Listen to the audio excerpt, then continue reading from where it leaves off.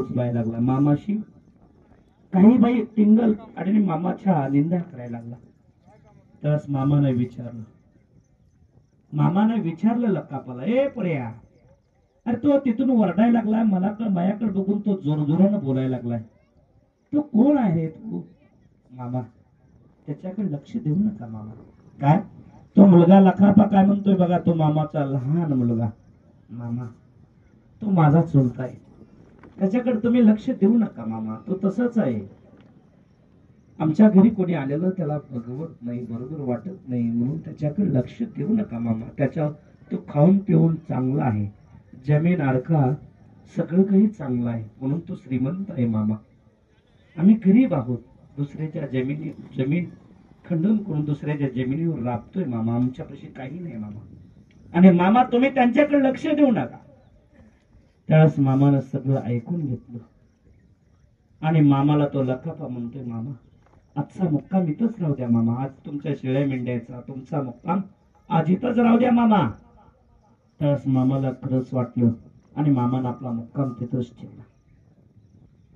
मामाचा मुक्काम तिथंच थांबल्या गेला. संध्याकाळी जेवण्या खाण्याची आरती करते सगळं काही व्यवस्थित झालं.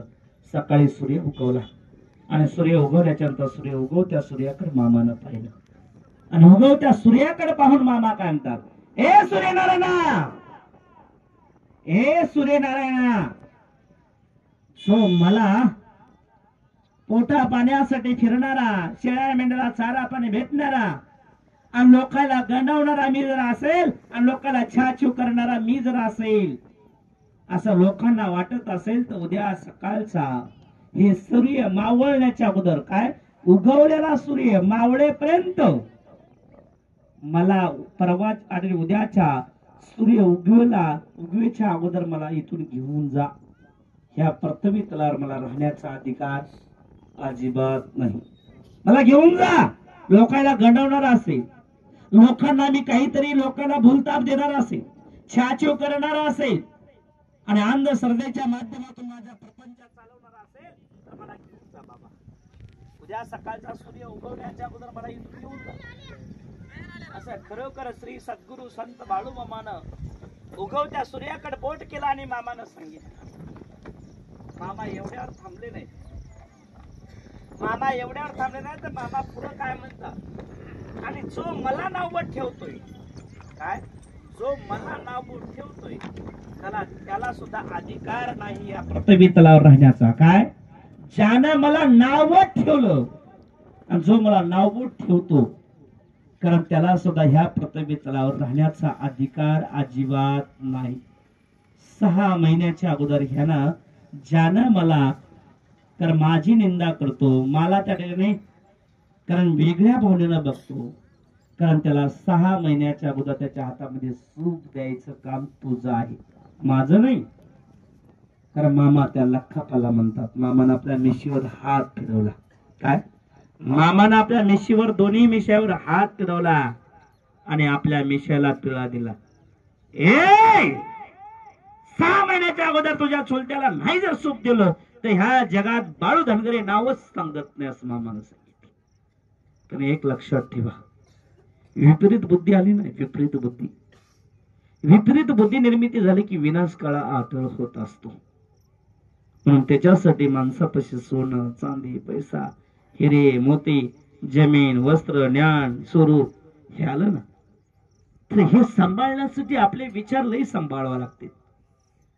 म्हणून मामा काय म्हणतो, अरे विपरीत बुद्धी विनाश काळ हा अटळ असतो, कारण त्यांना देवाला साक्षात, कारण अंधश्रद्धा भूलताप आपल्या पोटा पाण्यासाठी कारण गावोगाव फिरतो आणि लोकांना वेड्यात काढून आपला प्रपंच चालवतो. अशा भावनेत तो मामाला बोलत होता. कशाच्या आधारावर? त्याच्यापाशी पैसा सोनं जमीन असल्यामुळं त्याच्या जमिनीच्या भरमामध्ये तो अहंकारामध्ये गेला आणि खरोखर त्याच्या चुलत्याचे 6 महिन्याच्या नंतर त्याची मालकीन आजारी पडली. कोण पडली? त्याची मालकीन आजारी पडली. पण आजारी पडून सुद्धा अनेक ठिकाणी पैसा घातला, तिला ताप खोकला पडस हा प्रकार अशक्तपणा हा काही कमीच होत नव्हता. जेवढा पैसा होता तेवढा त्या दुखण्याला पैसा घातला, पण ती माऊली काही दुरुस्त झाली नाही. ती माऊली त्या ठिकाणी खरोखर 6 महिन्याच्या नंतर ती माऊली मरण पावली. मामानं सांगितलं होतं 6 महिन्यामध्ये हिच्या हातामध्ये सूप देतो. ते मेल्याच्या नंतर खरोखर त्याची मालकीन मेली आणि तोही सुद्धा आजारी पडला आणि तो सुद्धा मरण पावला. घरामध्ये जेवढं पैसा, सोनं, चांदी, जमीन, वस्त्र, ज्ञान हे जेवढं जमा केलं होतं तेवढं निघून गेलं हो, काहीच राहिलं नाही.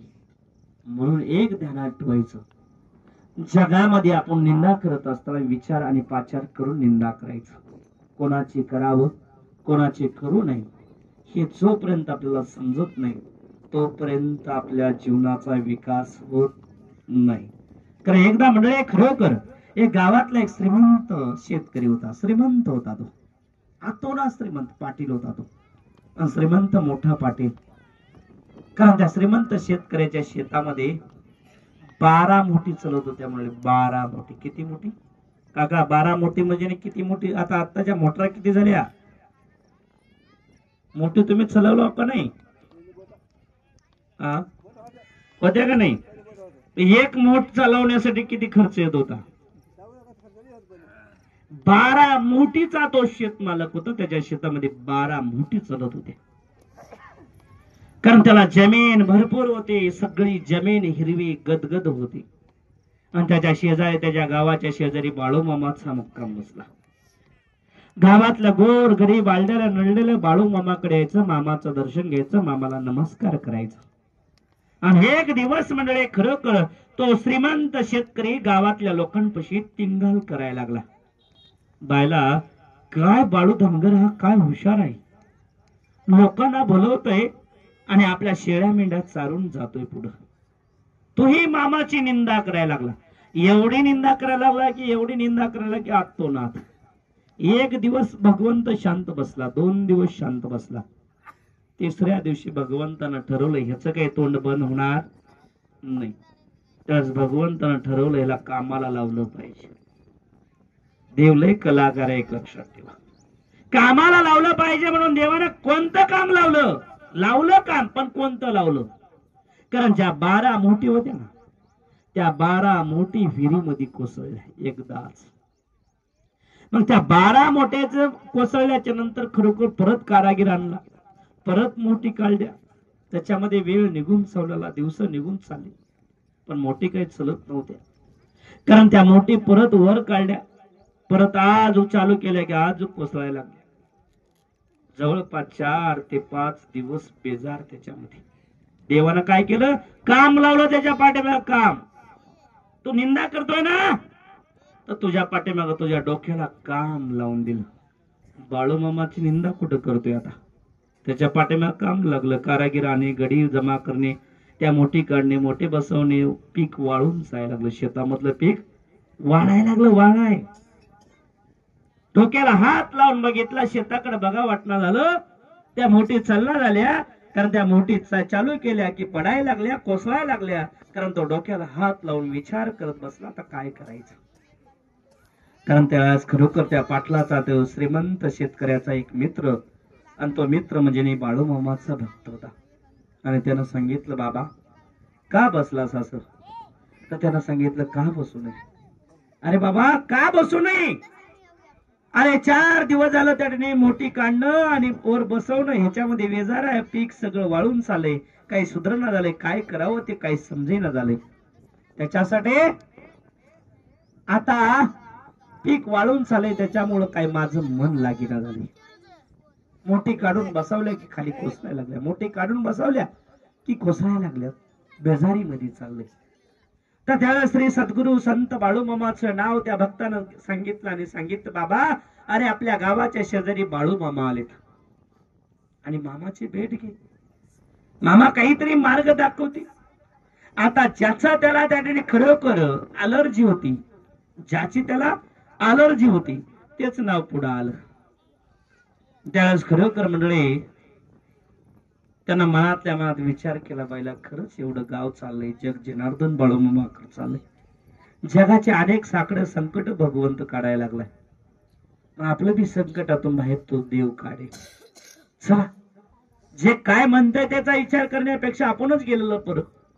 त्याच खरोखर पाटील दुसऱ्या दिवशी बाळू मामाकडे आला, मामाला नमस्कार केला. मामानं पाहिल्याबरोबर मामा त्याला म्हणतात, ए पाटला, अरे माझ्या शेळ्या मेंढ्याला चारा पाणी भेटत नाही म्हणून मी ह्या गावातून त्या गावात बोंबलत फिरतोय, तू माझ्या माग कशाला, तू माझ्या पाठीमाग कशाला आलास? अरे माझ्या शेळ्या मेंढ्याला चारा पाणी भेटत नाही म्हणून मी ह्या गावातून त्या गावात बोंबलत फिरतोय, तू माझ्या माग कशाला? भूत भविष्य वर्तमान काळ, काय भूत भविष्य वर्तमान काळ त्याला संत आणि देवाला नसतं त्याचं भान एक लक्षात ठेवा. कारण त्याने भूतकाळातलं त्यांना सांगायची गरज नाही, भविष्य काळातलं सांगायची गरज नाही. त्रिकाळाचं ज्ञान ठेवणारा देव त्याला देव म्हणतात, एक लक्षात ठेवा. म्हणून त्याच्यासाठी आपण मामाची सेवा, त्यावेळेस तो श्रीमंत शेतकरी मामा बोलत असताना त्यानं खाली मान घातली आणि मामाला माफी मागितली. मामा मला समजवा, मी तुम्हाला समजून घ्यायला कमी पडलो, मला माफ करा. त्याच बाळू मामानं खरोखर मंडळी त्याला सांगितलं, जा स्वयंपाकघरामध्ये कन्याचा प्रसाद घेतलाय, इथवर आलास ना तू, आता जा. नाही मामा, माझी एक आरती होती. अरे काय आरती? ते बघतो की मी काय करायचे ते. त्यावेळेस स्वयंपाकघरामध्ये गेला, कन्याचा प्रसाद पोटभर खाला आणि मामाकडे आला. मामानं त्याला हातावर भंडारा दिला, सांगितलं, जा हा भंडारा घे आणि माझं नाव घेऊन त्या मोठीवर आणि विहिरीमध्ये माझं नाव घेऊन तू अडे टाक. इथून पुढे मोठी कशा पडत्या ते मी बघतो. पाडणारा कोण होता? माझा पाडणारा आणि पाडणाराच समाधान झाल्यास ते कशा मोठ्या पडतील. कारण पाडायला बी अडेल, त्याला पाडायला बी येतो, बसवायला बी येत आहे आणि बसलेल्या, कारण त्याला कोण्या पद्धतीने स्थिरता निर्मिती करायची ती सांगायची गरज लागत नाही. तिथून पुढे त्या मोठी पडायच्या कायमच्या बंद झाल्या आणि पाटलानं त्या आपल्या तिथला मुक्काम उचलला, आपल्या शेतात मुक्काम आणला आणि बाळूमामाच्या मेंढ्याचा मुक्काम आपल्या शेतात ठेवून त्यानं दररोज सकाळ संध्याकाळ बाळूमामाची सेवा आराधना करायला लागला आणि आपल्या शेता शिवारानं बाळूमामाच्या मेंढ्या शेता शिवारानं फिरायला लागले. एक लक्षात ठेवा, तो म्हणजे मामा. ह्या मामासाठी काही नवल नाही हो. जो वेदन्यांना जमत नाही तो मामा करून दाखवतो, जो संताला जमत नाही त्याला मामा करून दाखवतात. ज्याचपर्यंत देवाला जमलं नाही, कारण तो मामा करून दाखवण्याची क्षमता आहे. एवढाच नाही, कारण मामानं सांगितलं, जिथं डॉक्टरांचे नाच आले, जिथं वैद्याचे नाच आले, कारण जिथं देवादिथाचे नाच आले तिथं माझे चालतंय म्हणते. काय? तिथं माझं चालतंय, तो म्हणजे मी आहे म्हणतोय. म्हणून त्याच्यासाठी ज्या भगवंतापाशी तुम्ही आम्ही ज्या भगवंताची सेवा आराधना तुम्हाला भेटती ना संगत करण्याचा, ज्या दरबारातला प्रसाद म्हणजे एक अमृत आहे. आज जास्तीत जास्त बाळू मामा आपल्या परिसरात वावर जोपर्यंत आहेत तोपर्यंत मामाचा प्रसादाचा लाभ घेणं म्हणजे आपल्या अंगातले विकार निघून जाणं. आपल्या अंगातला विकार तर जाणारच, तेवढंच नाही, आपल्या अंगातले अनेक रोग राई सुद्धा नष्ट झाल्याशिवाय राहत नाही आणि तुम्हा आम्हाला सद्बुद्धी निर्मिती झाल्याशिवाय राहत नाही. एवढं सामर्थ्य बाळू मामाच्या प्रसादात एक लक्षात ठेवा. कारण मामाच्या समोर जो चुलीवर जो बनलेला स्वयंपाक असतो ना मामाच्या, ते अमृत आहे. आज या कलियुगामध्ये अमृत एक लक्षात ठेवा. आणि जेवढा आपण त्या अमृताची संगत, त्या अमृताची सेवा, त्या अमृताची सानिध्य आणि जेवढं त्या अमृताला ग्रहण करचाल ना तेवढं आपण चांगले हो करचाल, एक लक्षात ठेवा. म्हणून एक ध्यानात ठेवून चाललं पाहिजे. अरे ज्या ठिकाणी आपण प्रसादासाठी आलोय, ज्या ठिकाणी आपण भगवंताच्या आरतीला आलोय, तो जगाच्या मालकाचा कारभार आहे आणि जगाच्या मालकाच्या दरबारात आपण आलोय. तुम्ही आम्ही तयार केलेला एक प्रपंच नाही, कारण त्या जगाच्या जगन्नाथानं उभा केलेला तो प्रपंच आहे आणि त्या प्रपंचाची संगत आणि सेवा आपण आराधना आपण घडवतो. हे आपलं भाग्य समजून त्याची कार्य संगत सेवा करण्याचा प्रयत्न करा. एक आरती म्हणजे एक आदमापूरची वारी आहे. काय? एक आरती म्हणजे एक आदमापूरची वारी आहे. मामानं सांगितलेलं आहे, अरे बाबो एक आरती म्हणजे एक आदमापूरची वारी आहे माझ्या बकऱ्यातली. आज गावोगाव बाळूमामाचे मंदिर उभा टाकले म्हणून त्याचा काही मामाशी काही संबंध नाही. तो मामाच्या नावाखाली उभा केलेलं मंदिर आहे, ते तुम्ही आम्ही उभा केलेलं आहे. पण हे तुम्ही आम्ही उभा केलेलं नाही, कारण तो स्वतः देवानं चक्रव्यूह तयार केलेलं हे चक्रव्यूह एक लक्षात ठेवा. म्हणून त्याच्यासाठी आज आपण साक्षात देवाच्या प्रपंचाची सेवा संगत आराधना करतो. हे आपलं भाग्य समजा.